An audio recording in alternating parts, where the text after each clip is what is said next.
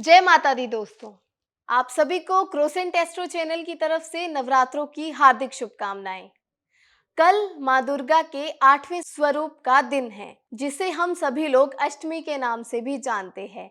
इस दिन हमें माँ दुर्गा की पूजा कैसे करनी चाहिए, पूजा करते समय हमें किन किन बातों का खास ध्यान रखना चाहिए, इस विषय पे आज हम चर्चा करेंगे डॉक्टर राजवेश शास्त्री जी से। शास्त्री जी, बहुत बहुत स्वागत है आपका। धन्यवाद। शास्त्री जी, नवरात्रि में अष्टमी का विशेष महत्व क्यों है? अष्टमी का विशेष महत्व हम इसलिए मानते हैं क्योंकि इन दिनों में माता ने पापी दुष्ट राक्षस दानव समाप्त करते हुए पुण्य के आगमन को संदेश दिया और माता के साथ दानवों का जो युद्ध हुआ उन सभी राक्षसों को पराजित करने के पश्चात माता की विजय के लिए हम इस दिन के त्योहार को मनाते हैं और बड़े हर्षचित के साथ में दान पुण्य लोग इस दिन करते हैं। ये दिन माता महागौरी को समर्पित है। शास्त्री जी, इस दिन हम माता महागौरी की पूजा कैसे करते हैं और उसकी पूर्ण विधि क्या है? माता महागौरी की पूजन के लिए हमें घर में जहाँ पर चौकी स्थापित की है, जहाँ नित्य हम माता की पूजा करते हैं, वहाँ कलश वरुण देव का ध्यान करें, उसकी पूजा करें। चौकी को पुराने पुष्पों को हटाकर नूतन पुष्प हमें लेकर आने चाहिए। जिस प्रकार से माता के प्रिय फूल हैं गेंदा, गुड़हल, गुलाब, कमल, इन पुष्पों की स्थापना करें अर्थात माता के चरणों में चढ़ाएं और इन्हीं पुष्पों से बना हुआ पुष्पहार लेकर माता के गले में पहनाना चाहिए। पूजन की सारी सामग्री वहां पर स्थापित कर कर हमें सर्वप्रथम माता की स्तुति करनी चाहिए। स्तुति के पश्चात माता के ध्यान के पश्चात अपने भोजनालय में प्रसाद का निर्माण करें, जिसमें बाखिली, हलवा, खीर, मालपुए, घेवर, पूर्णपोली, केले, नारियल, इस प्रसाद का हमें वितरण करना चाहिए। कंचकाओं को हमें भोजन करवाना चाहिए। 8 से लेकर 9 कन्याओं को घर पर निमंत्रण के लिए आमंत्रित करें। साथ में आप एक अविवाहित छोटा बालक भी बैठा सकते हो, जो कि माता के भगत के रूप में होता है। इन्हें जब हम विधि विधान से भोजन कराते हैं, उन्हें दक्षिणा देते हैं, लाल चूनियां उन्हें दान में दी जाती हैं। माता के अनुरूप श्रृंगार उन कन्याओं को भेंट दिया जाता है। चरण स्पर्श कर कर उन्हें माता देवी मानते हुए उनसे आशीर्वाद ग्रहण किया जाता है। इस विधि से हमें उसकी उपासना करनी चाहिए। कन्या कंचका भोजन इस दिन अति ही महत्वपूर्ण है और माता हमें बहुत ज्यादा आशीर्वाद देकर जाती है। मां गौरी प्रसन्न होती है और विभिन्न रूपों के माध्यम से आज के दिन आपकी पूजा को स्वीकार करती है। पूजन के पश्चात हमें विसर्जन करना चाहिए चौकी का और गौरी गणेश को अपने पूजा के स्थल में स्थापित कर लेना चाहिए। इस प्रकार माता आपके ऊपर अपना आशीर्वाद बनाए रखती है और हमारा कल्याण होता है। शास्त्री जी, अष्टमी के दिन व्रत रखने से क्या लाभ प्राप्त होते हैं? अष्टमी के दिन हमें खटाई का परहेज करते हुए इस उपवास को रखना चाहिए और जो अष्टमी के उपवास को रखते हैं उन्हें मोक्ष के मार्ग के साथ साथ नकारात्मक भावनाएं मन की दूर होती हैं। और लाभ विषय की बात की जाए तो मनुष्य योनि में जो जन्म लेने का उद्देश्य है उसके वो सभी उद्देश्य पूर्ण होते हैं। अर्थात मानव का जन्म लेने का अभिप्राय मोक्ष मार्ग तथा अपवर्ग को प्राप्त करना है। अपवर्ग का जो मार्ग जो रास्ता है वो माता के चरणों से ही हमें प्राप्त होता है। इसलिए माता की स्तुति करनी चाहिए। ये विभिन्न रूपों में है। इनके रूपों की बात की जाए तो यदि ग्राम क्षेत्र से चलेंगे, किसी डिस्ट्रिक्ट में जाएंगे, फिर किसी राज्य में जाएंगे और पूरे भारतवर्ष के ऊपर जाते हैं तो माता के विभिन्न रूप शक्ति के रूप में प्रकट होते हैं। जैसे माता मनसा देवी, माता वैष्णो देवी। इसी भांति ये तो सिद्ध पीठों के मैंने आपके समक्ष जिक्र किया। यदि हम धरातल पर जाकर देखते हैं, ग्रामीण क्षेत्र में देखते हैं, चौराहे की माता, जिसे चौराहे वाली माता कहा जाता है, जिस चौराहे से हम नित्य गुजरते हैं, लेकिन जब माता के दिन आते हैं तो वहां पर भी स्त्रियां जल लेकर, दाल, पीले रंग की दाल लेकर, हल्दी लेकर बच्चों की धोख मराती पूजन करते हैं और छोटे छोटे बच्चों पर हल्दी का तिलक लगाया जाता है कि महागौरी की हम उपासना कर रहे हैं। सप्त देवी की स्तुति ग्रामीण क्षेत्रों में की जाती है। बसंती माता की स्तुति की जाती है।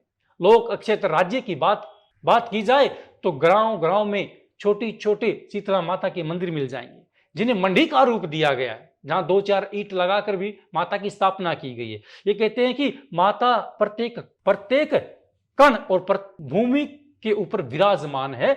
वहां जहां भी हम मन की उपासना से उनकी श्रद्धा करते हैं उसी प्रकार से हमें कल्याण की प्राप्ति होती है।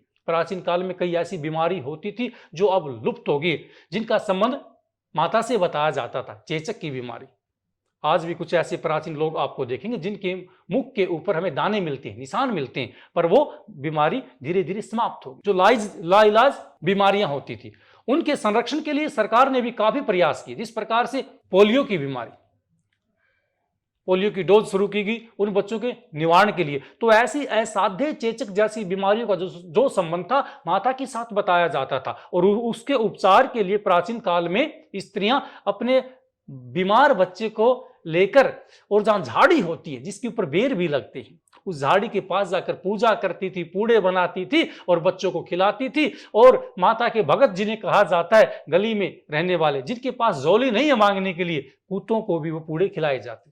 क्योंकि चौराहे की माता के ऊपर जो भी हम पूरियां बनाकर समर्पित करते हैं, हलवा आदि बनाकर रखते हैं, उसको कौन ग्रहण करता? वहां कोई मंदिर का पुजारी नहीं है, माता के भगत सवन, जिसे हम कुत्ता कहते हैं, वही उसको ग्रहण करते हैं। और माता के प्रसाद लेने के लिए ऐसे ऐसे भी आपको स्थल दिखाई पड़ेंगे जहां कुत्तों की भी आपस में लड़ाई हो जाती है, किस भोजन को मैं ग्रहण करूंगा।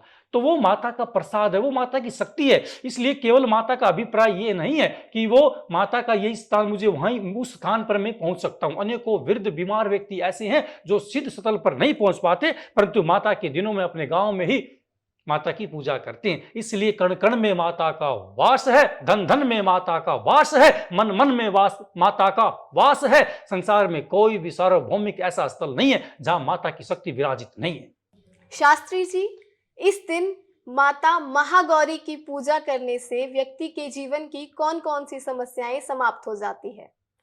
माँ गौरी की जो व्यक्ति उपासना करते हैं, उनका जीवन अंधकार से प्रकाश की प्रति बढ़ने लग जाता है। ऐसे ऐसे भी जीव यहां पर मिल जाते हैं जो कहते हैं कि मेरे जीवन के सारे रास्ते बंद हो गए, मैं मरना चाहता हूं। उन व्यक्तियों के जीवन में भी प्रकाश की ज्योति जलाने वाली माता है, जिसके सारे रास्ते बंद हो जाते हैं, जो केवल एक ही मार्ग अपनाता है कि अब तो भगवान मुझे उठा ले। उस व्यक्ति को भी जीने की कला की जो शक्ति देती है, वो मां गौरी देती है। जिसे हम कष्ट कहते हैं, जिसे हम दुख कहते हैं, वो मानो योनि का संगी है। एक आदमी अपने जीवन को क्यों समाप्त करना चाहता है? व्यक्ति सुसाइड क्यों कर लेता है? क्योंकि वो कहीं ना कहीं दुखी है, किसी न किसी व्याधा से पीड़ित है, और वो चाहता कि इस जीवन को समाप्त करना ही मेरे लिए श्रेष्ठ है। इतना सरल नहीं है इस जीवन को छोड़ना। यदि आप मार्ग से चलते हो और चलते हुए पीछे से किसी बड़ी गाड़ी वाले ने हॉर्न बजा दिया, तो आप दौड़कर किनारे पे चले जाते हैं। क्यों? मरने से भय लगता है, मरने से डर लगता है। इसी भांति फिर भी एक वही जीव जिसके अंदर इतना भय है और स्वयं के प्राणों को समाप्त कर देता है, ये कोई सरल निर्णय नहीं है। उस निर्णय के ऊपर जब कोई कार्य करता है तो माता की शक्ति करती है, अर्थात उसे मृत्यु के द्वार से भी वापिस लेकर उसे जीवन की कला सिखाती है। माना कि जीवन में अनेकों प्रकार की समस्या आती। माता पार्वती ने क्या किया? तपस्या के माध्यम से कष्ट दिखाया। ये जो जीवन है, इसमें चाहे देव हो और चाहे मनु हो, प्रत्येक को कष्ट भोगना पड़ेगा। कष्ट के बाद ही सुख की प्राप्ति है। इसलिए दुख से घबराना नहीं चाहिए। जितना हम आनंद हर्ष की प्राप्ति करते, उतने ही हमें कष्ट के लिए भी तैयार रहना चाहिए। दुख का भी हमें सामना करना चाहिए। व्यक्ति वही है। यदि दिन दिन होता रहेगा तो रात का आराम कब मिलेगा? परिवर्तनशील है। यदि आप एक ही मौसम का आनंद लेना चाहते हो तो कौन बताएगा कि गर्मी कैसी होती है? यदि कैलाश पर्वत के किसी व्यक्ति को हम गर्म क्षेत्र में लेकर जाएंगे, वो तो भयभीत हो जाएगा, वे कौन सी दुनिया आ गई। इसलिए दिन और रात की बाती, सर्द व गर्म की बाती, प्रत्येक सुख व दुख के पहलू को भी समझा जा सकता है, जाना जा सकता है। इस पहलू की जानकारी हमें माता से ही प्राप्त होती है। माता ही हमें ये शक्ति देती है कि आपको दुखों और कष्टों का सामना करते हुए अपने जीवन में आगे बढ़ना चाहिए। शास्त्री जी, इस दिन कंजक पूजन क्यों किया जाता है? क्योंकि जो कन्याएं होती हैं उन्हें हम देवी का स्वरूप मानते हैं, और देवी का स्वरूप मानती जो कि साक्षात्कार चर सकती है, जो कन्या के रूप में है। इससे माता अति प्रसन्न होती है। माता का स्वरूप मानकर ही हम उनकी पूजा करते हैं, आराधना करते हैं। हलवा पूरी का भोजन उन्हें खिलाते हैं और विभिन्न प्रकार का प्रसाद उन्हें दिया जाता है, ताकि माता हमारे घर में साक्षात वास करें और हमारा प्रसाद ग्रहण करें, हमें आशीर्वाद देकर जाएं। इस प्रकार के भाव रखते हुए महिला पुरुष कंचक पूजन करते हैं। इन कन्याओं की स्तुति की जाती है। शास्त्री जी, माता महागौरी के बारे में हमें और हमारे दर्शकों को ढेर सारा ज्ञान देने के लिए आपका बहुत बहुत धन्यवाद। अभिवादन करते हैं आपका। अगर आप भी माता महागौरी का आशीर्वाद प्राप्त करना चाहते हैं तो अष्टमी के दिन माता की पूजा और आराधना अवश्य करें। ऐसी ही नई नई जानकारी को जानने के लिए हमारे साथ जुड़े रहिए क्रोसेंट एस्ट्रो पर। धन्यवाद।